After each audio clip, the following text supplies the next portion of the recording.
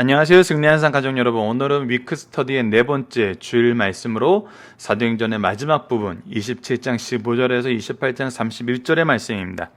승리한 삶은 말씀 중심 예배 중심의 성경 전문 교사를 양성하는 성경 공부 교재입니다. 2016년 7월 현재 저희들 사도행전의 20장에서 28장의 말씀을 상고하고 있고 이번 주는 그 마지막 주로서 마지막 부분을 살펴보게 되었습니다. 승리한 삶은 발행에 계신 박유일 목사님의 구속사로 조망한 성경 연속 강해집 사도행전을 통해서 편집이 되었고 이번 달 내용은 사도행전 상권의 내용입니다. 아시다시피 옆에 그림을 보시면 사도행전은 총 1, 2, 3권으로 구성이 되어 있습니다. 그리고 우리가 다음 달부터 상고하게 될 부분은 2달간에 거쳐서 바로 이 다니엘서를 상고하게 됩니다. 그 다음에는 저희들이 히브리서로 넘어가게 됩니다. 그래서 엄밀히 말하면 이번에 말씀을 좀 더 짜임새 있고 좀 여유 있게 우리가 마태복음을 상고할 때는 굉장히 많은 양을 짧은 시간에 끝내기 위해서 좀 어려운 점이 있었어요. 하지만 이제 다니엘서와 히브리서 같은 경우는 우리가 2달에 걸쳐서 상고를 하기 때문에 좀 더 적정 분량의 내용을 집중적으로 살펴볼 수 있는 시간을 가지게 됩니다. 그래서 솔직히 올 한 해 제가 가장 기대했던 부분은 바로 이 다니엘서와 히브리서입니다. 그래서 여러분들 이미 반이 지난 상황이지만 이 후반기 승리한 삶과 함께 다니엘서와 히브리서 말씀도 여러분들 함께 묵상해 주시기를 부탁드리겠습니다. 자, 위크 스터디에는 일주일 전반적인 내용을 봅니다. 일주일 전반적인 내용을 보기 앞서서 우리가 항상 무엇을 보냐면 말씀의 전체적인 내용이 무엇을 가르쳐주고 있는지 구조라는 이름 하에 정리된 내용을 가지고 그 말씀의 흐름을 찾아가는 시간을 갖고 있습니다. 이것은 연속 강해 설교의 굉장히 큰 유익으로 우리가 어떠한 목적을 가지고 목표를 가지고 말씀을 보는 것이 아니라 말씀이 가르쳐준 바대로 항해하다 보면은 하나님께서 우리에게 주시고자 하시는 그 뜻이 무엇인지를 발견하게 된다는 것입니다.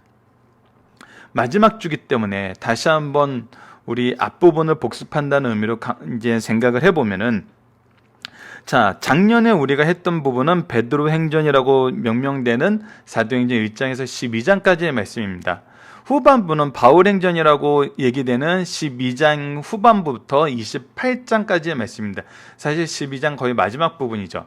그래서 이 내용을 가지고 우리가 봤을 때 하나님께서 베드로가 무슨 일을 했냐, 바울이 무슨 일을 했느냐보다는 하나님께서, 예수님께서 베드로를 통해서 무슨 일을 하셨는가, 바울을 통해서 무슨 일을 하셨는가가 가장 중요한 부분이고, 이것은 동일하게 누구의 역사로 인해서 일어났냐면 성령의 역사로 인해서 이루어졌어요.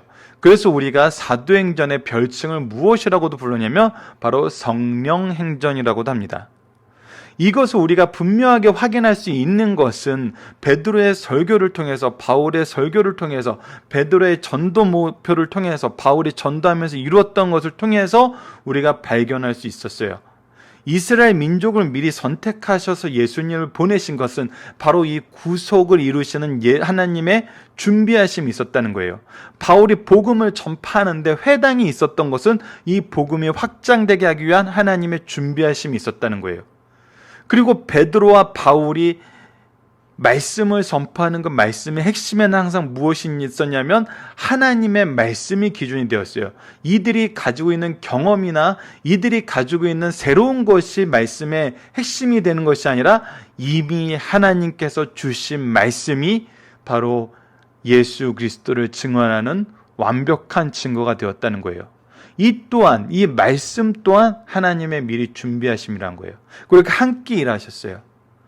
베드로가 일할 때, 바울이 일할 때, 베드로가 일한 것처럼 보이고 바울이 일한 것처럼 보이고 많은 동역자들이 일한 것처럼 보이지만 결국 누가 일하시는 거였어요? 하나님이 일하신 것을 이들을 통해서 드러냈던 거예요.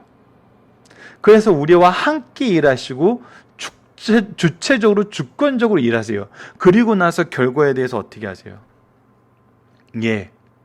복음의 확장을 약속하시고 그 열매를 보게 하세요. 하지만 여기서 우리가 주의해야 될 거, 반드시 기준으로 삼아서 우리가 실천해야 될 부분이 뭐였냐면 복음의 반응이었습니다. 이건 이번 주에서도 로마에서의 모습이 분명하게 드러나요. 복음의 반응은 어땠죠?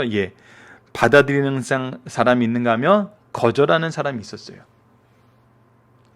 자, 여기서 우리가 말씀의 열매를 무엇으로 볼 거냐는 겁니다. 말씀의 열매는 하나님께서 준비해 놓으신 영혼들을 구원하게 하시겠다는 그 약속, 요한복음에서 나타났던 그 약속에 우리가 힘을 잡고 있어요. 그 언약의 말씀을 믿고 의지하는 것이 우리의 믿음의 핵심이에요. 그렇다면 이 믿음이 우리를 이끌어서 하나님의 능력으로 일하게 하심은 우리가 무엇을 기준으로 두냐는 거예요. 자, 만약에 사도들이 이 말씀을 듣는 사람마다 족족이 다 받아들이고 믿는 것을 기준으로 삼았으면 어떻게 했어요? 이들은 실패했어요. 많은 사람들이 이 복음에 대해서 거절했고 바울에 대해서 얘기하는 부분에선 더욱더 강하게 나타납니다. 유대인들도 싫어하고 유대 출신의 기독교인들도 싫어해요. 이 양쪽의 공격을 다 받습니다. 그리고 사도 바울의 말에 대해서 반대하는 의견이 더 많았어요. 정말 놀라운 결과를 나타냈던 교회는 이 예배소 교회 정도인데, 물론 빌립보 교회에서도 많은 믿음의 열매가 나타나서 사도 바울의 이 선교 여행을 계속 도운 것을 사도 바울의 서신서에서도 우리가 발견할 수 있지만, 정말 놀라운 부흥의 역사가 일어났던 것은 예배소를 볼 수 있어요. 그렇다면 예배소 외에는 다 어떻게 된 거예요?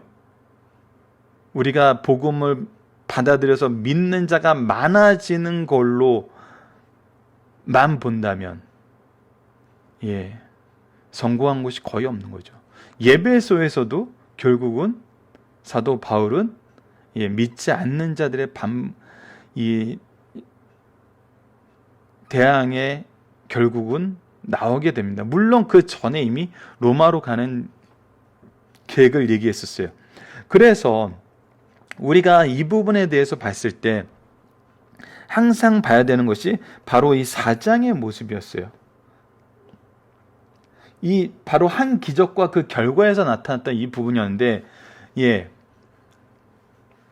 안진뱅이를 일으킨 이 사건, 이 기적을 통해서 어떤 결과를 보게 되냐면 고난을 초래하게 돼요. 고난을 초래했을 때 무슨 기도를 드리냐면 이 고난을 초래한다는 것도 이미 구약에서 예언된 말씀이었다는 거예요. 그래서 이러한 고난이 오더라도 우리로 하여금 무엇하게 해달라? 예수 그리스도의 복음을 전하게 해달라. 전하게 해달라.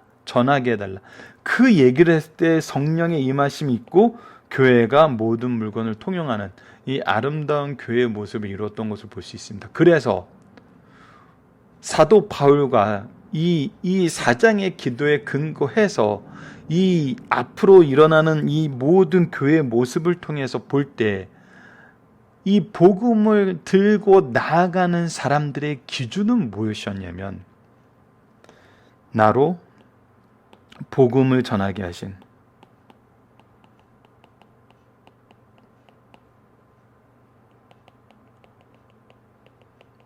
주님, 성령님, 하나님, 이것이 승리의 깃발이었다는 겁니다.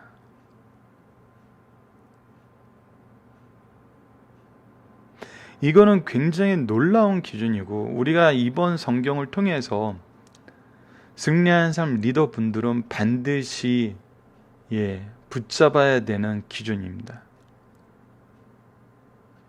예수님께서 마태복음에서 우리가 이미 확인했다시피 선교 여행을 보내실 때 어떻게 하냐면 이 마을에서 복음을 거절하면 신발을 털고 다음 마을로 가라 그랬어요.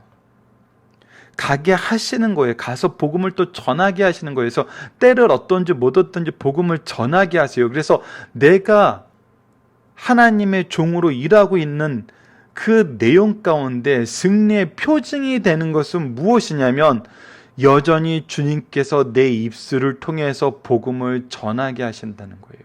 이 말씀을 선포하게 하신다는 거예요. 내가 여전히 이 사역을 감당하고 있다는 거예요. 이것이 하나님의 은혜예요. 이것이 우리의 승리의 증거예요.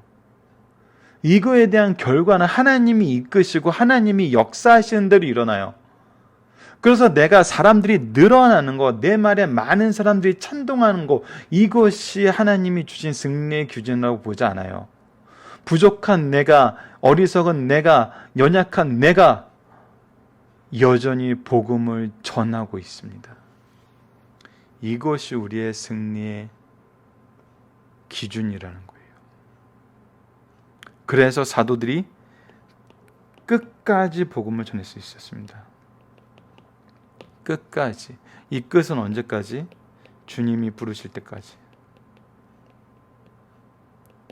우리가 이번 주 한 주 말씀을 마무리하면서는 사도 바울의 모습을 통해서 이 내용을 다시 한번 확인하게 됩니다. 여러분들 이거 외에도 우리가 지난 몇 주간 위크 스터디를 통해서 참고하셨던 부분도 여러분들 기억해 주시길 부탁드립니다. 조금 전에 얘기했던 대로 하나님께서 미리 준비하시고 함께 일하시고 결과를 책임지시는 하나님, 이 교회를 세우는데 모임과 확장을 이끌으시면서 그 교회의 생명력을 주신 하나님, 그리고 그 안에서 바른 영성이란 것은 바로 이 하나님의 말씀에 순종하는 것임을, 이것은 전반부와 후반부에서 동일하게 나타납니다. 말씀에 순종하는 것이 참된 영성임을, 전하는 자는 그래서 말씀만 전해야 되고 듣는 사람도 하나님 말씀으로 듣게 되는 거예요.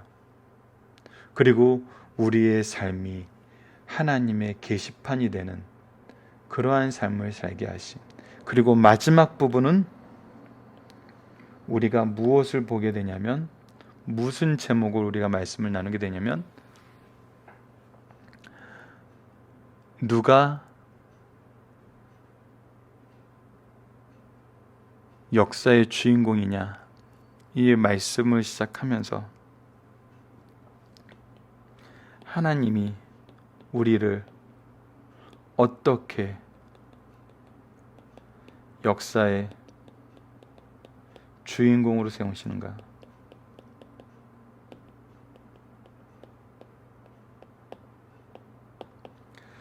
저는 이 얘기를 보면서, 이 질문을 들으면서, 영화를 좋아해서 그런지 몰라도 하나님은 우리의 감독이시다라는 이 표현이 참 많이 마음에 와닿습니다. 여러분들 똑같은 내용과 똑같은 소재를 가지고 영화를 만들어도 감독이 얘기하려는 것이 무엇이냐에 따라서 그것을 표현하는 이 배우들의 행동은 달라져요. 그 얘기는 우리가 역사의 주인공으로 세우심을 받았다는 것은 하나님께서 인도하시는 대로 하나님의 계획하심에 따라 하나님의 뜻에 따라서 우리가 반응하고 있다는 거예요. 하나님이 그러한 사람을 이 역사의 주인공으로 쓰신다요. 더욱더 이 역사는 무엇이 중심이 되는 역사예요? 구속사가 중심이 되는 역사예요. 그래서 우리는 그 내용을 확인하게 됩니다. 사도 바울을 통해서 말씀하시고,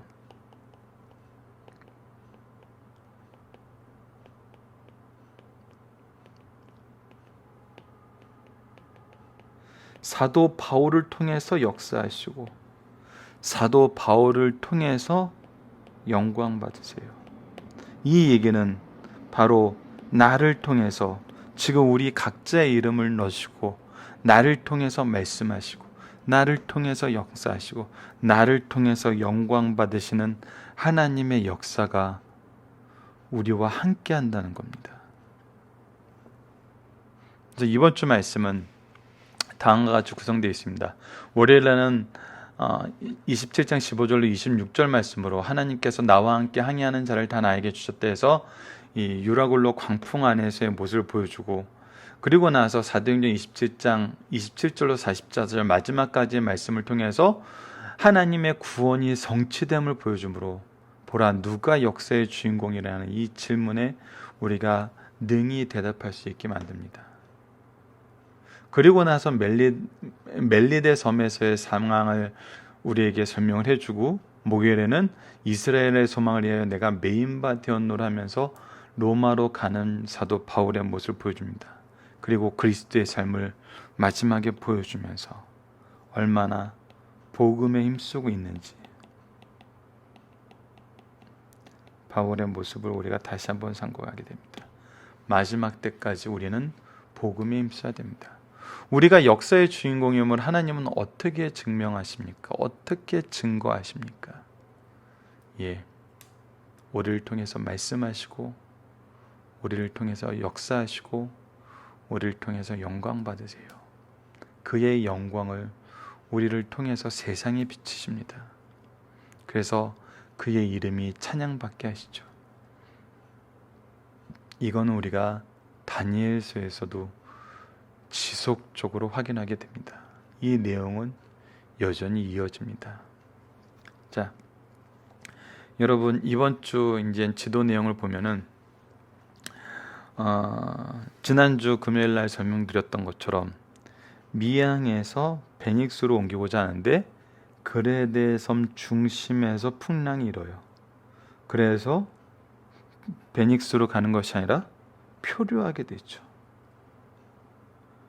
표류하게 돼서 결국 어디에 도착하냐면 바로 이 멜리데 섬에 도착하게 됩니다. 겨울을 나기 위해서 베닉스로 가고자 했는데 겨울을 나기도 전에 멜리데까지 가게 돼요.